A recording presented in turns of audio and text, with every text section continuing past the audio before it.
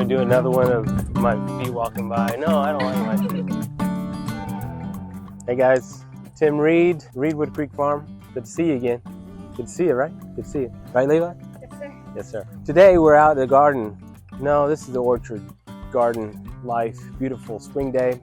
It rained last night, so it dampened some of the things that I was going to be doing today. So instead, I'm out in the orchard using this bad boy instead of pruners. Over the last year or two, I've used it a little less than I have all along. But you know what a little less is? A whole lot. This is my go-to tool.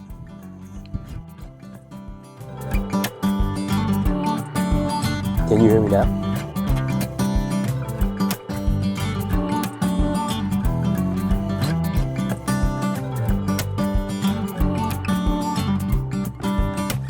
We just wasted a bunch of time and a bunch of footage. Mic's not working, Mike dies, the little thingy's in there, etc., etc. So we're gonna get cut to the chase. You chase me and I cut. Tools of the trade.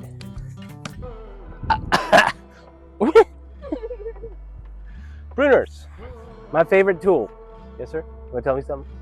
Do you want to start a new video? Sure. Okay. Tools of the trade. Pruners, holster, awesome. Can't leave home without it. Knife, shirt, any shirt you find. Oh, so sorry. Microphone sometimes. Shorts, pants, silly socks. Today we're talking orchard. We're talking air layering. We're talking pruning. We're talking elderberries. So come along. There's a video that'll be coming up sometime within the next month or two, and it's going to be about air layering. I'm so excited about this. I'm not a giddy person. I'm not an enthusiastic person. I'm not like, woo! But this particular video, this particular topic is just near and dear. It is awesome. It's just exciting. It's windy. Things are blowing around. Air layering is propagating a tree without digging it up. Okay, you're taking a piece off of one tree and making a new one. And the coolest thing about that is you take a baby branch from the mama, and you like the mama tree is such a great tree. For instance, this one behind me is a fig tree. It's my favorite fig tree. So I have made babies off of this tree and transplanted them. But the cool thing is you don't have to dig them up. You do something really cool. It takes you about 5 to 20 minutes and you're absolutely done, and you can ignore it and forget it. And then you come back 6 weeks, 8 weeks later, and then you cut away what you did and you plant it in a pot and you got yourself a new tree.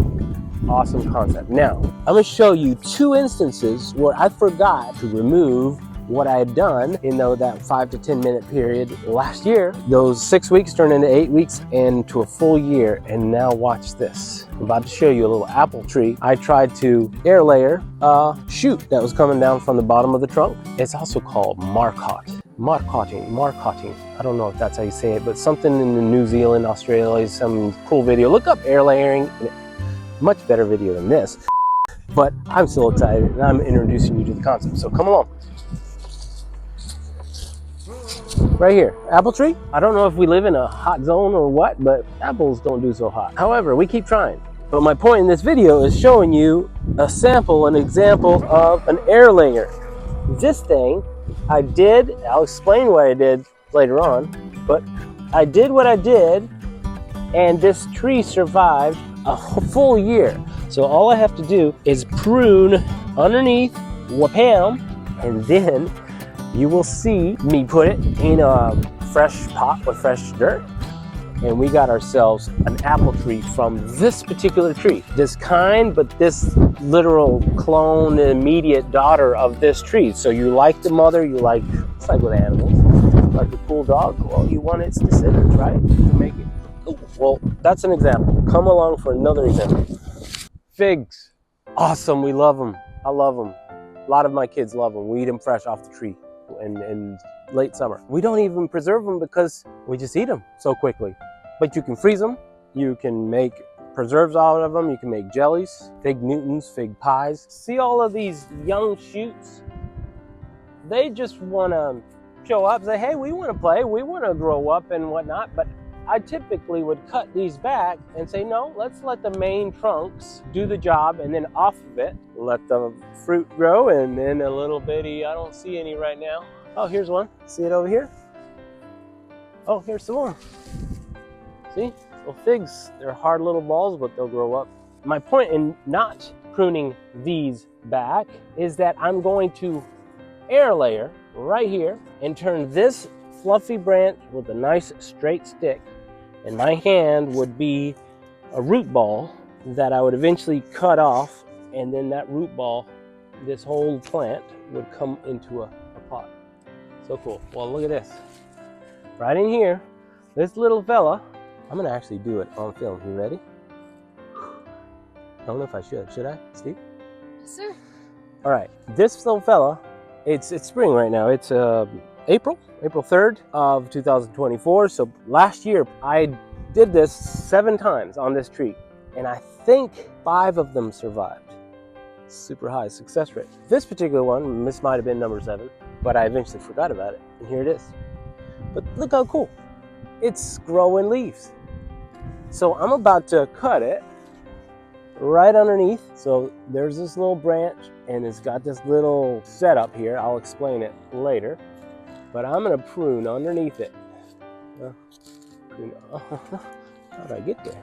Boom! We just killed it. Oh no. Now come see. I just got myself a mini tree. All right, so what we did, I'm just gonna uncover it. Can you see it? Take off this black layer of bag, and I will take off this little zip tie. Again, pull out the pruners. A zip tie is a magnificent tool for the farm. So if a zip tie is cool, then I need the pruners to go with them. There are multiple ways of doing this, but in this case, it's some saran wrap, and it is half of a water bottle. See it? Wait. Trash. It's taped shut. What I did is I took this bottle, cut it in half, and then I cut with my scissors up in the hole, up to the side, and peeled it open. Wrapped it around the tree, put dirt in it, taped it back shut, put some black plastic over it to kind of shelter it from the sun. Now look at this. All I'm doing is taking the plastic apart. What did we discover? This thing is a root ball. Where I prune this have a stick, I'm gonna prune it some more. Boom. Look at my tree. We've got an individual tree. Stevie, you're shining into the sun. Go over here. Look. Mommy, baby. Look at my baby. It's a head start because it's not a seedling. I didn't have to plant a seed. I just did it and forgot about it. A year later, and again, you can do it as soon as 6 weeks, 8 weeks later. It's probably been ready all that time. It's just like, oh, I'm chilling, I'm good.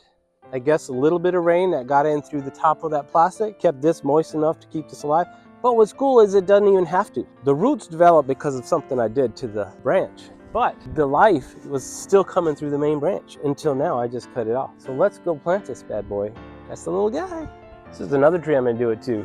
It's called a buckeye that I planted last year, and it seemed to die, but it came back this year. I'm gonna air layer that too to try to multiply it into 2 or 3.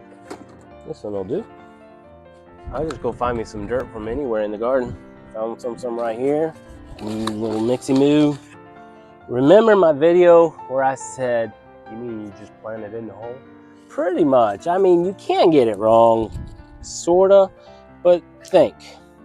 Nutrition, think. You don't want it too dense, too clay, too where when it's watered, it's like house plants. You water something on a plate, you'll see it immediately on the plate. It just drains right through.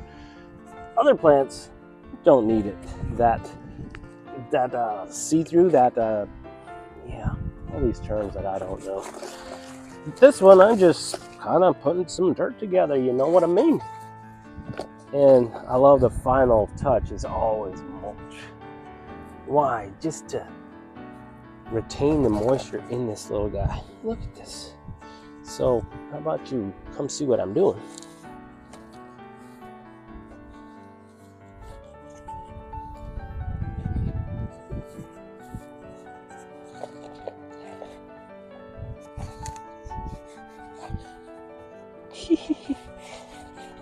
Is this not the coolest thing, guys? Keeping it simple. Oh, say hi to my wormy friend. Hey, wake up. I don't know if I'm supposed to do that. All right, here's our guy. We will put this with our other. Here, we'll grab a little bit of mulch right here.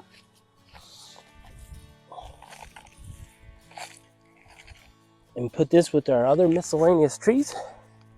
There's some right here, some mulberry trees, some figs, some peaches. So this guy will get some morning sun and it'll get protected from the wind. I need you to be a good videographer because if you're doing a bad job, shame on you. Makes sense. So that's it. So, sometimes Stevie and I cut up a little bit. I see. You know that we can't hear any of this? No. Are you serious? Oh, I can't hear you that well, right? Local napkin. Just grabbed it. Eat it. Chicken. No thanks. Really? So. All right. Welcome to my elderberry patch. This used to be a blueberry patch, 46 blueberry plants. I spent so much time and money, years, and a lot of disappointment. But I planted 2 little bitty elderberry trees. They were smaller than this when I planted them. And it's those 2 big ones over there. This right here is volunteer. Volunteer elderberry plants. They grow from the root of the elderberry. They spring out underground and then pop up somewhere else. So they're all kind of interconnected. I started transplanting these little guys into an organized pattern in this area. Nice rows to walk up, back up, so you can see my mess here. Now this is a pretty mess, okay? I'm showing you because I'm thinking out loud. What am I going to do with this place? My rows and my organized turned out to be a forest. I want production more than beauty, although I really like the beauty too. I want to be organized and tidy and neat. For example, speaking of, check this out. This right here, hi Stevie. Hi. You doing good? Yes, sir. Good. This right here, beautifully organized, but not very productive. These are 2 pear trees, and further down some peach trees. Peach trees did okay for the first couple of years, and now they just look nice, but don't produce, or they produce with trouble. Over here, we've got a messy place that produces like crazy. So sometimes there's a trade-off. How am I going to keep this mowed or weed eated without damaging the trees? So I know it seems just completely green, but I showed you examples. Maybe you're able to pick out that there are hundreds and hundreds and hundreds of these baby elderberries. Well, what I do and can do is just like I did with that fig tree, much quicker because you're not air layering. You're literally scoop that plant into a pot, make sure it's watered, and tend to that pot every now and then, keep it watered. So I can multiply these very much so. I've given them away. I even saw at a professional nursery these 2 elderberry plants in pots, and I looked at them and I said, that's as if I made them. They're simple. It said buy them in a pair, and they're actually attached. You had to buy them in a pair. It was just what I do here for the pair. $32.99. You can go, you don't have to come here. Start to recognize, look it up on Google what an elderberry tree looks like, and recognize that, oh, there it is with this pretty little lacy white flowers. It's an all kind of roadside. Pull over, country roadside, woo, and do what I'm about to tell you. Take it home. You got $33 worth of trees with you. Here's a baby. I guess the smaller the better. You'll just make a smaller hole, scoop it out, and this has much less weight to hold up. Like, oh, root shock, you transplant shock. This is kind of big and spread out. I wouldn't want to do something this big. So look how foresty, and I thought I turned 2 elderberries into about 20. Well, no, I turned it into about 50, and then I've got another 300 babies. Of course, I may transplant and save, 20, 30, 40, unless I start selling them, making some dough, making some cash. This is the time to do it, because eventually it's like, okay, if you're not gonna do anything with me, I'm gonna kind of fizzle out. Weeds everywhere, you're gonna have to cut them, mow through here anyway, or all of the ones that grow right next to the mamas are gonna compete and cross over and stuff. So then there's a pruner to the rescue. Did you know that we just ordered some beehives? And I'm thinking this would be an awesome area for the bees. Not so much area, but where we put the bees, the bees will be coming this way because they got an orchard, they got muscadines, and this amazing place, when it has its flowers, that would be buzzing like crazy in the elderberry forest. We like elderberries. We use it in our products. We sell it as tinctures. We use it as syrup, as tonics, as trying not to get sick. Oh man, and it's tasty. Woo. All right, we'll teach you on further videos how to grow them and how to harvest them. So many volunteers, Stevie. Look at all these everywhere. How you doing, Broccoli? His name is Brock. How you doing, Mr. Man? Yeah. You're the puppy we decided to keep. Yeah, because you are a good pasture dog, aren't you? Yeah. Alright. The big man. Show me the big man. Show me the big man. Boom! Oh man. No, I'm not gonna show you really close. The boom! Yeah, boomed it. You're a man, baby.